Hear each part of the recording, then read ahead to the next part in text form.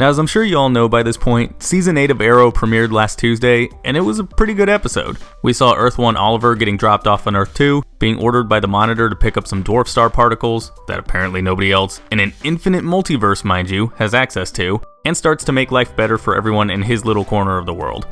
Although I guess it's not really his corner of the world, since that's a totally separate universe he's running around on all episode long, but whatever, you know what I mean. Either way, all that progress he made wound up being pointless thanks to the big Crisis tie-in at the end of the episode. Spoilers, by the way, in case you haven't seen the episode. See, just when it looks like we're getting a standard wrap-up on the plot, with Oliver and Diggle about to head back to Earth 1 with the particles so they can move on to the next thing they gotta do, Laurel walks in and tells the both of them that Starling City is under attack by something, which turns out to be a large antimatter wave plowing through and wiping out everything in sight. Whoa, what? That's right, aside from Laurel, and King Shark and Dr. Light, but nobody really cares about them anymore, it looks like Earth 2 is just gone.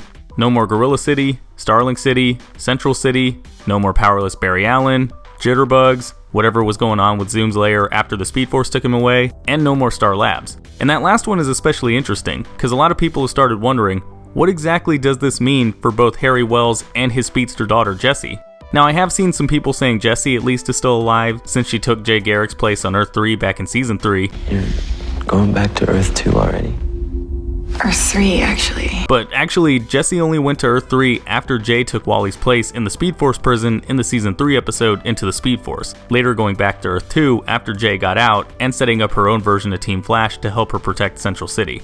Harry, meanwhile, came back to Earth 1 for a while after the Savitar thing, but he went back to Earth 2 after Team Flash dealt with DeVoe in the Season 4 finale, although he wasn't as smart anymore thanks to him fucking around with the thinking cap earlier in the season. You have 7 PhDs.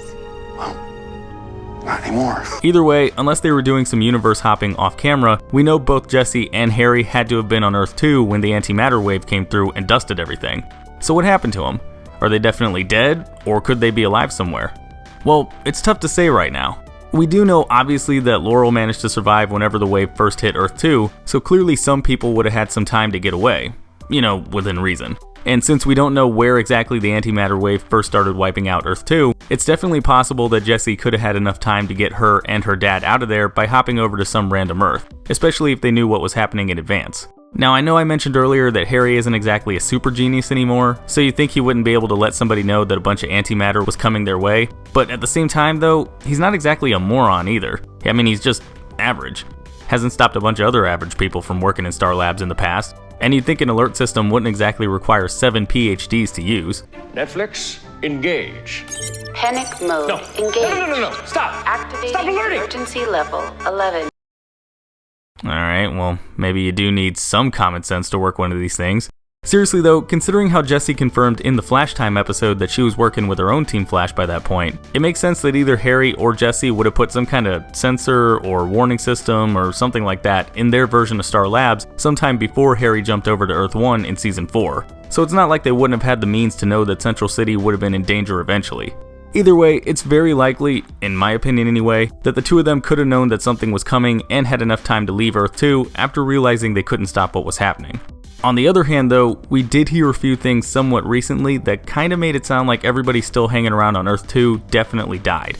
There's a line from the promo for the next Arrow episode, Welcome to Hong Kong, where the Monitor mentions that an entire world was erased. There's no sign of life. An entire world erased from existence. Seems pretty straightforward, right?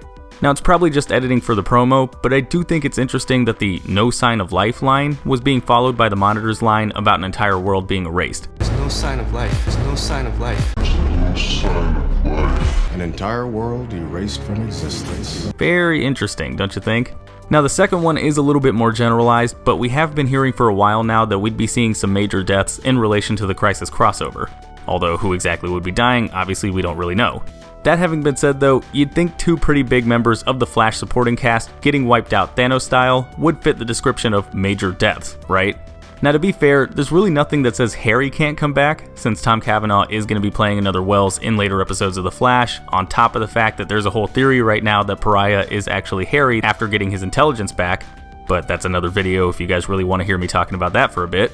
Jessie, meanwhile, is a bit of a tougher sell, since her actress, Violet Bean, is doing that show God Friended Me right now, meaning she probably isn't available to do some filming for Crisis, so it does make at least some sense to write her off, giving the crossover some pretty major stakes in the process.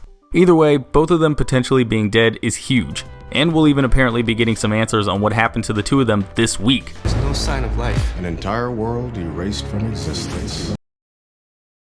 Well, maybe it's out of context? Unlikely, but you never know. But anyways guys, that's my take on what could have happened to Jessie and Harry in Arrow's Season 8 premiere. If you guys agreed with anything I said in this video, or if you have your own thoughts you want to throw out there, then go ahead and let me know in the comments down below. Otherwise, I will see you all next time. Hey, thanks for watching. If you like this video, then go ahead and click that like button, and if you're new, maybe consider clicking that subscribe button too. I've also got links to my Facebook, Twitter, Twitch, Instagram, and Patreon in the description. You should probably check those out too. And if you want to see more of my content, then you can click the link to my last video. It's right there in the middle of your screen. Alright, and I will see you all next time.